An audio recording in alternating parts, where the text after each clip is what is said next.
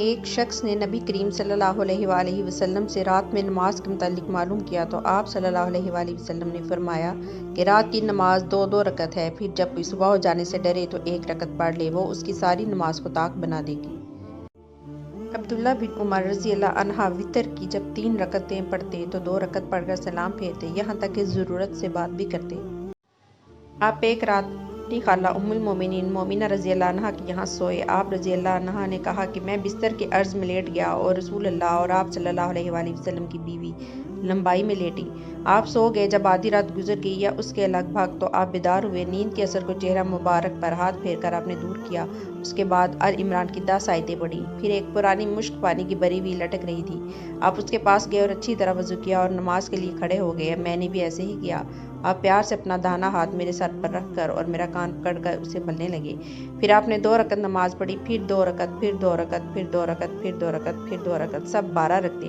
پھر 1 رکعت وتر پڑھ کر آپ لیٹ گئے، یہاں تک کہ میں مؤذن صبح صادق کی اطلاع دینے آیا تو آپ نے پھر کھڑے ہو کر 2 رکعت سنت نماز پڑھی، پھر باہر تشریف لائے اور صبح کی نماز پڑھائی۔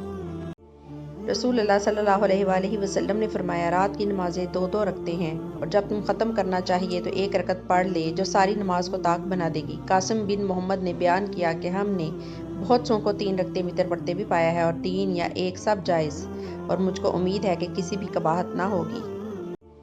رسول اللہ صلی اللہ علیہ وآلہ وسلم 11 رکعتیں وتر اور تہجد کی پڑھتے تھے۔ آپ صلی اللہ علیہ وآلہ وسلم کی یہی نماز تھی، مراد ان کی رات کی نماز تھی۔ آپ کا سجدہ ان رکعتوں میں اتنا لمبا ہوتا تھا کہ سر اٹھانے سے پہلے تم میں سے کوئی شخص بھی 50 آیتیں پڑھ سکتا، اور فجر کی نماز فرض سے پہلے آپ سنتیں 2 سنت رکعت پڑھتے تھے، اس کے بعد ذرا دیر داہنے پہلو لیٹے رہتے یہاں تک کہ مؤذن بلانے کے لیے آپ کے پاس آتا۔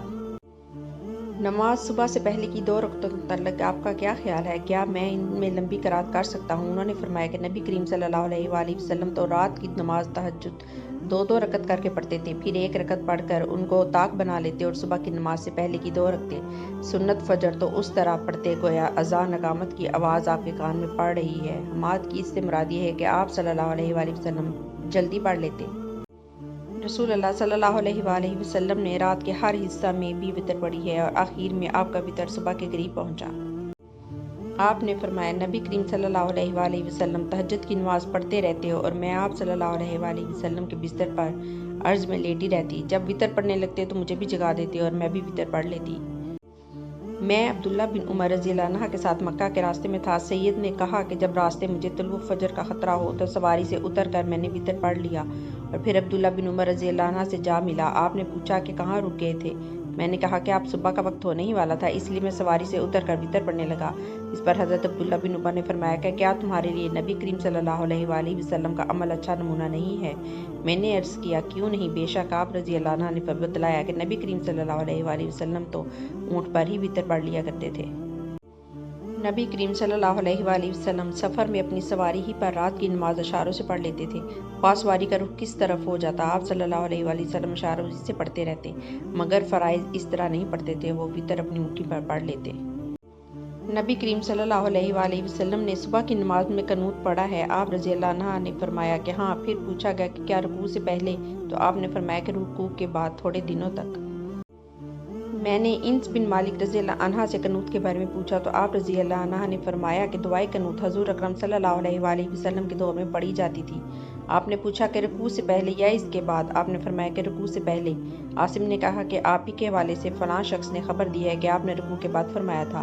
اس کے جواب حضرت انس نے یہ دیا کہ انہوں نے غلط سمجھا، رسول اللہ صلی اللہ علیہ وآلہ وسلم نے رکوع کے بعد صرف 1 مہینہ دعائے قنوت پڑھی تھی۔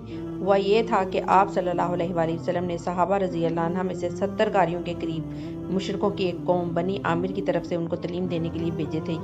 یہ لوگ ان کے سوا جن پر آپ نے بد دعا کی تھی ان میں اور حضرت محمد صلی اللہ علیہ وآلہ وسلم کے درمیان عہد تھا، لیکن انہوں نے عہد چکنی کی اور قاریوں کو مار ڈالا، تو حضرت صلی اللہ علیہ وآلہ وسلم نے 1 مہینہ تک رکوع کے بعد قنوت پڑھاتے رہے، ان پر بد دعا کرتے رہے۔